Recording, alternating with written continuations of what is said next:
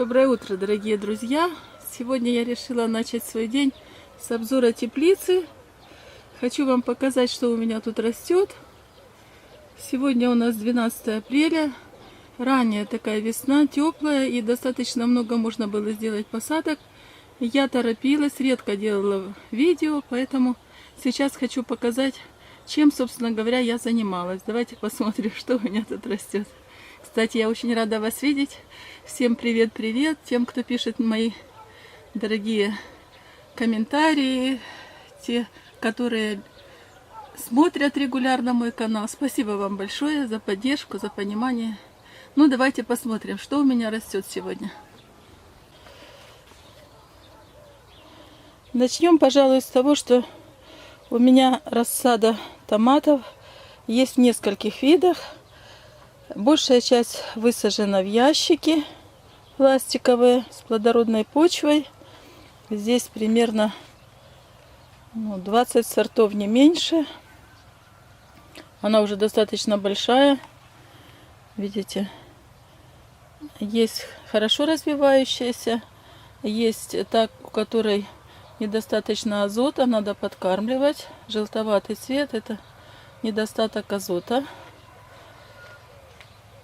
В общем, тут растут и низкорослые, и среднерослые томатики, есть и высокорослые. Это все мои семена, которые я решила обновить в этом году. Все посажено из собственных семян. И надо банк семян обновить, поэтому я решила все высеять. Ну и потом отдельные растения высажу в открытый грунт и соберу новые свежие семена. Здесь у меня растут баклажанчики, тоже несколько сортов. Вчера вечером поливали, поэтому они еще немножко такие залежавшиеся, скоро поднимутся. Здесь перчик, который я еще не пикировала.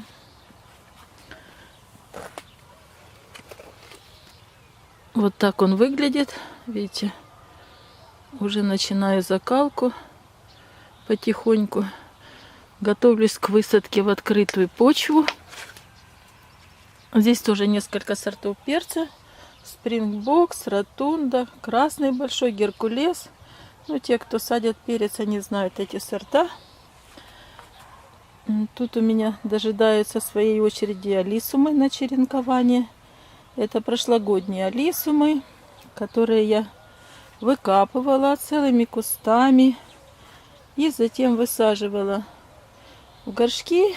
Видите, они уже даже зацвели. В общем, природа берет свое. Есть несколько сортов. Это вот миниатюрный алисум розовый, а это алисум тоже розовый, но побольше. Все это будет черенковаться. Теперь здесь у меня томаты, которые уже приготовлены к высадке в теплицу. Здесь в основном высокорослые гибриды. Это довольно большие растения уже.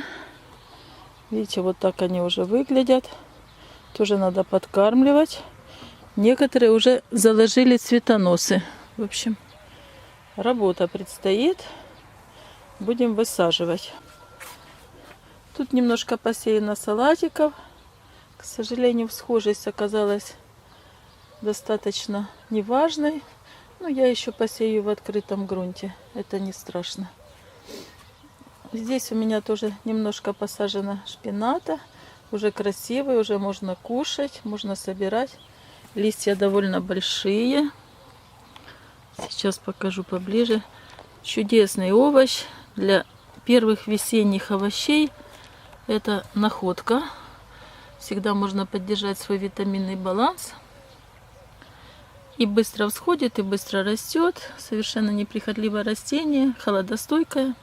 Очень рекомендую. Дальше у меня посажен редис. Такая довольно большая грядочка редиса. Давайте посмотрим, что у меня там уже в корешках. Потому что помните сказочку про вершки и корешки? Ну так вот, редис — это овощ для корешков. Ну вот уже есть редисочка. Она, конечно, еще небольшая, но это и сорт небольшой. Такой миниатюрный сорт. Я люблю этот редис. Напишу в видео, когда буду заливать на канал, напишу, как это называется, этот редис. Вот такой вот он небольшой. Здесь высажено у меня 14 рядочков. И тут пирамида Хеопса начинается, потому что экономим место в теплице. Решили поставить вот такие прозрачные ящики сетчатые, в которых используются практически две плоскости.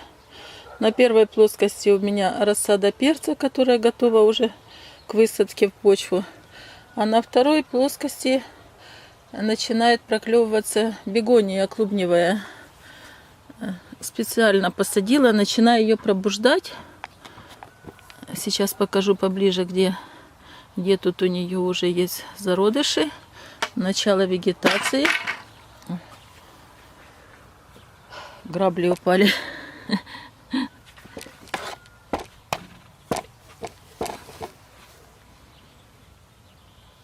Вот уже видите, прорастают первые почки. Проснулись и начинают прорастать. Это все проснется, и потом я добавлю почву, и растения начнут формировать свою зеленую массу. А здесь у меня перцы и баклажаны, которые я готовлю к высадке в теплицу. Тут еще немножко бегоний. И тут основная масса перцев и баклажан для теплицы, которые уже практически сформированы. Растения довольно большие. Сейчас покажу корневую. Ну вот, видно, корневая уже, видите, какая. Корешков много, корешки белые, хорошие. Уже можно высаживать. И баклажанчики. Сейчас покажу баклажаны. Тут ранние сорта баклажан, которые можно выращивать в 2 севооборота. Давайте посмотрим корешок. Вот такой, видите, какой мощный корень у баклажана. Эти баклажаны я высаживала из семян, вернее сеяла в середине февраля. Уже они готовы к посадке в открытый грунт, но у нас холодно, поэтому часть посадим под спанбонд. Ночи холодные еще, а часть посадим в теплице. Немножко хочу вернуться к тем посадкам, которые вот здесь хранятся у меня на сетке. Это шалфей. Он обработан, потому что в теплице довольно сыро, и чтобы не было провокации грибковых заболеваний, он обработан топсином. Здесь лобелия ампельная. Ждет, пока я доберусь к ней со стрижкой. Надо уже стричь, чтобы она разрасталась, чтобы кустики разрастались, она была более пышной. Здесь лобелия кустовая, посажена немножко позже. Ну, она набирает силу. Теперь покажу посадки, которые прямо под ящиками. Видите, здесь у меня капуста. Капуста уже подрастает. Это Дитмаршер Фрюер. В основном здесь у меня ранняя капуста. Позднюю я только-только посеяла. Это вот давайте посмотрим.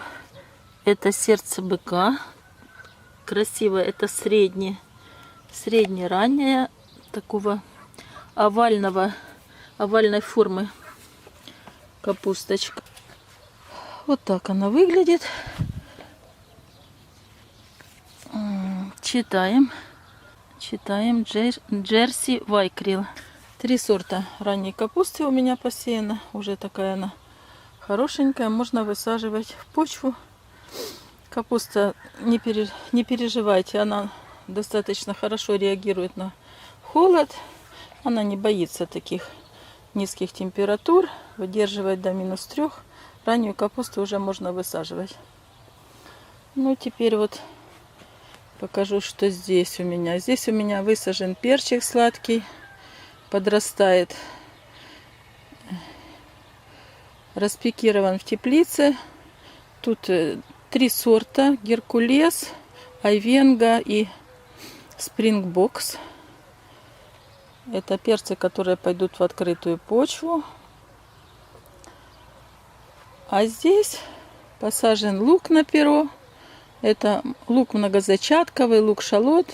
Я высаживала его, наверное, где-то около месяца назад. Есть видео на канале, можете посмотреть. И рядом с ним стоят огурчики, которые уже открыли 3-й листик. Вернее, некоторые 3-й, а некоторые 2-й. Еще немножко подожду и буду тоже высаживать их в почву. Буду высаживать в мешки, чтобы быстрее согрелась почва, в которой они растут, и быстрее получить урожай. Тут у меня тоже несколько видов огурцов. Вот так вот выглядит огурчик. Видите, семядольки хорошо открыты. Сформирован 1-й листик, 2-й листик. Сейчас важны хорошие подкормки с большим содержанием фосфора, чтобы развивался корень. У огурца мощная корневая система. Ее надо сформировать вот на таком начальном этапе развития растения.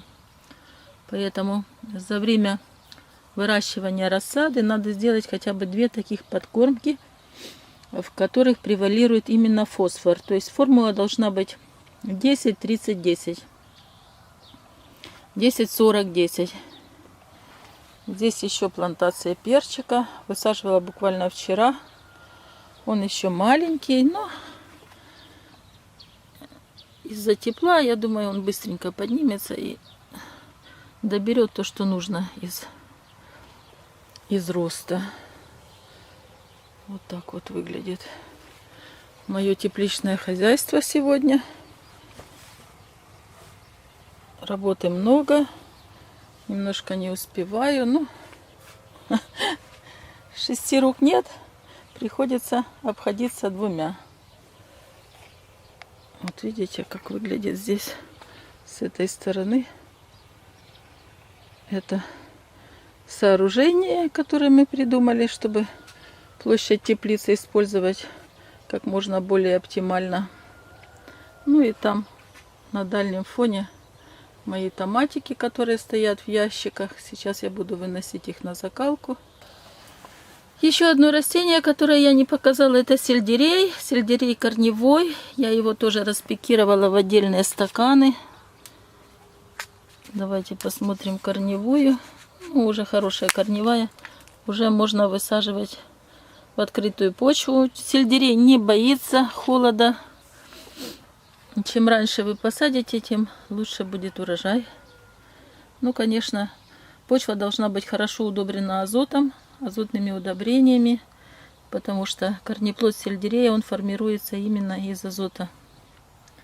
Хотите иметь большие корнеплоды, хорошо удабривайте почву там, где будет расти сельдерей.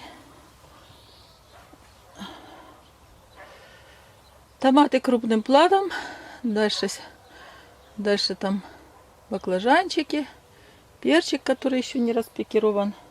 И вот здесь вот напротив, видите, здесь редис, шпинат и начало посадок ранней капусты. Вот такие вот у нас посадки в этом году. Работы много, работа каждый день. Но эта работа приятная, работа с растениями, которая дает жажду к жизни. Я думаю, те, которые опять упало, опять грабли упали, те, которые занимаются растениями и выращивают сады, они меня понимают.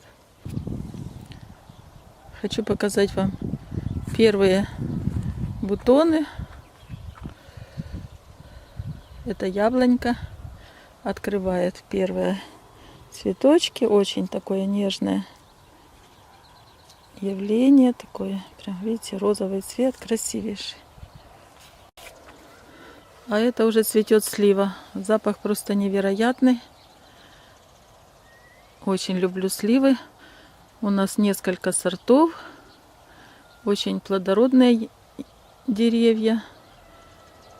Каждый год практически мы со сливами. Главное, хорошо за ней ухаживать.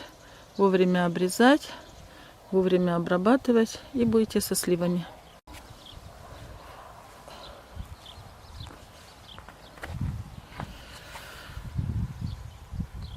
Хочу показать клубничку. Клубничка уже тоже готова к тому, чтобы ее обработать от клеща. Будем обрабатывать.